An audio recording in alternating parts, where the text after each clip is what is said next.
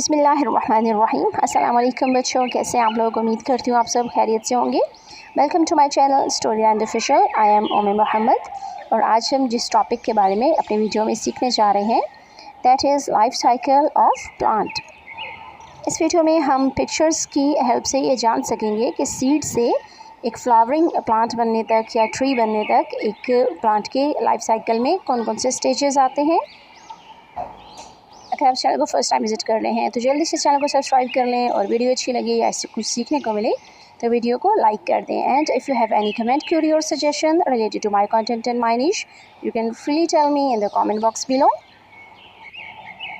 जैसा कि मैं पहले ही मेंशन कर चुकी हूँ, हमारा आज का टॉपिक है life cycle of plant.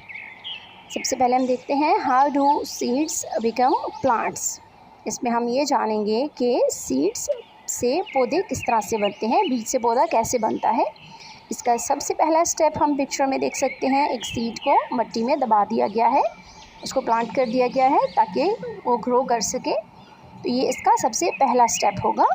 During the seed stage the plant develops from a seed. इस स्टेज में जो पौधा है वो सीड से बनना शुरू होता है जब हम उसको मिट्टी में दबा देते हैं। इसके बाद इसका दूसरा स्टेप आता है जिसको हम जर्मिनेशन बोलते हैं।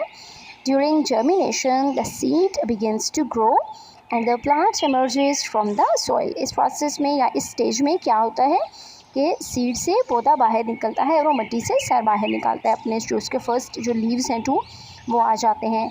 ये जो स्टेज है इसको जर्मिनेशन बोला जाता है और इसमें पौधा बढ़ना शुरू हो जाता है।